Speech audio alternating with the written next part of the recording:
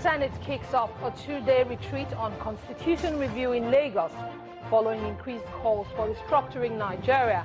The Senate President says the National Assembly will not undermine the integrity of the Constitution and that the process is in no way a ritual or routine.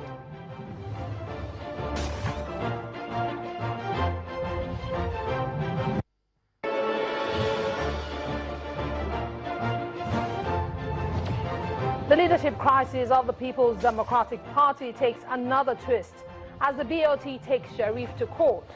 Is the party embroiled in one legal drama too many? Wherein lies the way forward for Nigeria's major opposition party? That's our focus on the program.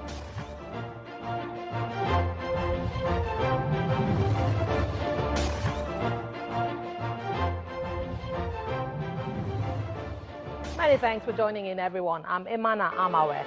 Before we dig deep into the issues tonight, let's bring you some of the top political stories we're following on Channels TV right now. Political round-up on Channels Television. Here are your top political stories this time. Awarding contracts will no longer be business as usual in Nigeria, as a bill seeking to amend the Public Procurement Act 2007 has passed through its third reading on the floor of the Senate.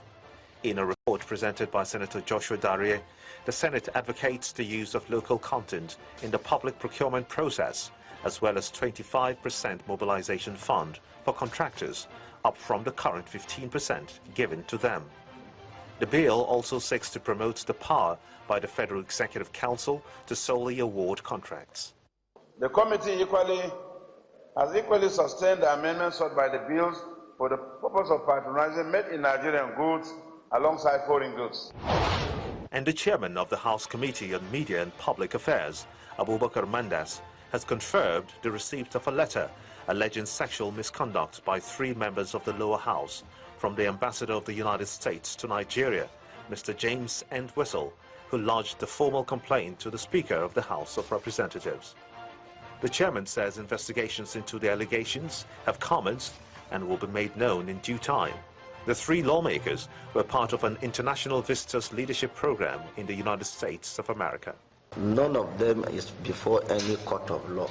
It's a letter that highlighted the fact that there was an alleged misconduct.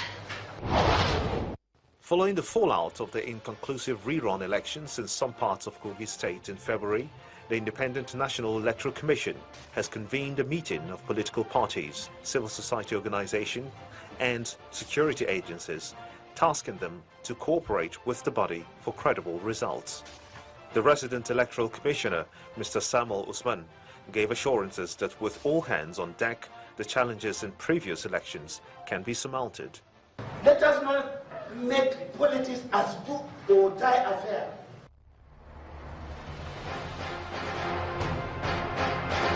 And you're up to date. Those are your top political stories you need to know. Many thanks for staying with us, everyone. Well, you can also join the conversation on Twitter.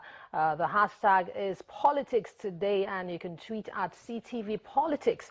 We're talking about the Constitution Amendment retreat embarked upon by the Nigerian Senate. And also on the hot plate today is the crisis that has embroiled the leadership of the People's Democratic Party as it takes another twist, which we'll be talking more about later on in the program. Well, now to one of our major discussions of the day.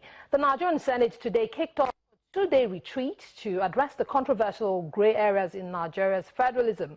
Key issues on the agenda during the program include the amendment of some parts of the Constitution, as well as the long-drawn matter of restructuring the federal system.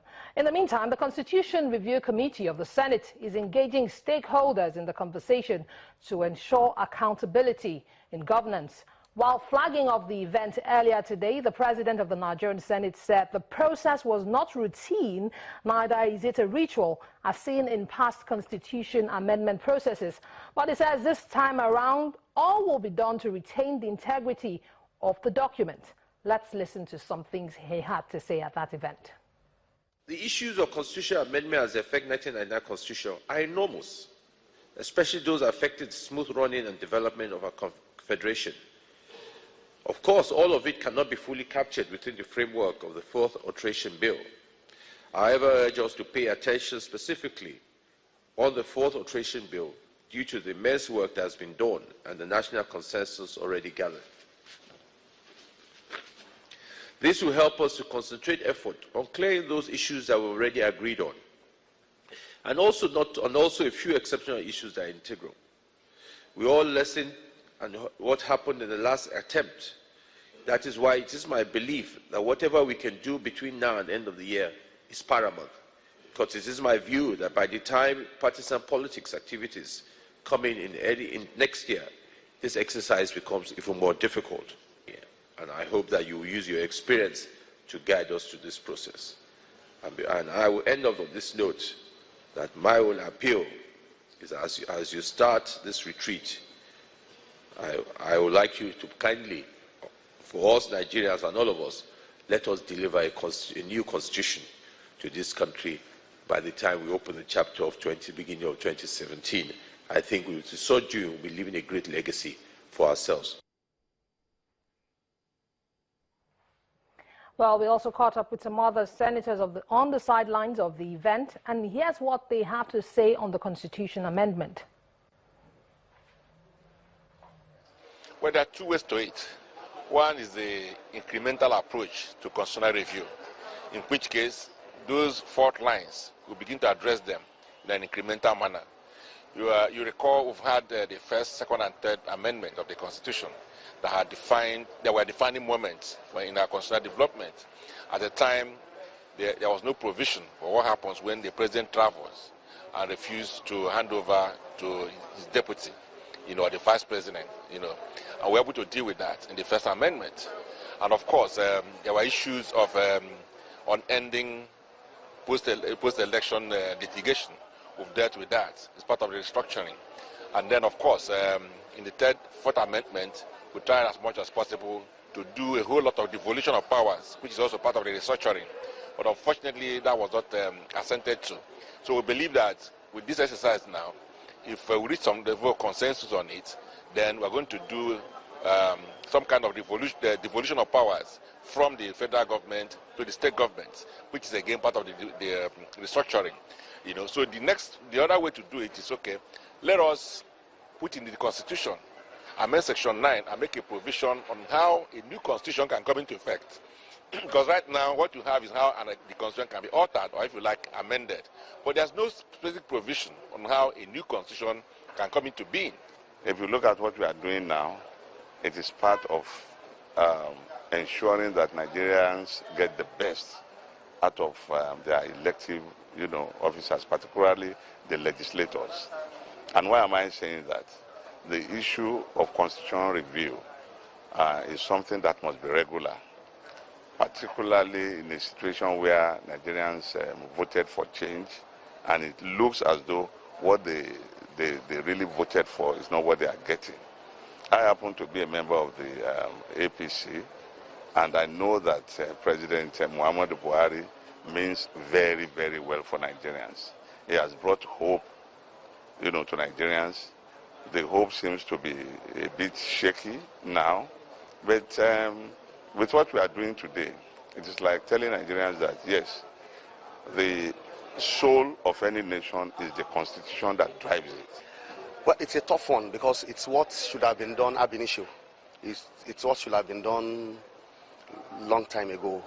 It's now becoming more complex because there is a government in place that has a constitution, irrespective of the fact that the constitution itself is a schedule to Decree 24 of 1999, which actually says we, the people of Nigeria, but we all know full well that not all Nigerians were involved in the promulgation of that decree, whose schedule is the constitution. However, it's been the ground norm. So we have to try as much as possible to work within the framework of the constitution. Well, senators from the upper chamber of the National Assembly talking about the constitution review retreat that they've embarked upon. We had the Senate President Bukola Saraki and also the Deputy Senate President, as well as the Chief Whip and some other Nigerian senators. Well, the conversation continues. We'll take a moment now, and when we come back after this timeout, another key issue that is also on the front plate during that retreat is the issue of restructuring. Stay with us and we'll put more light on the issue.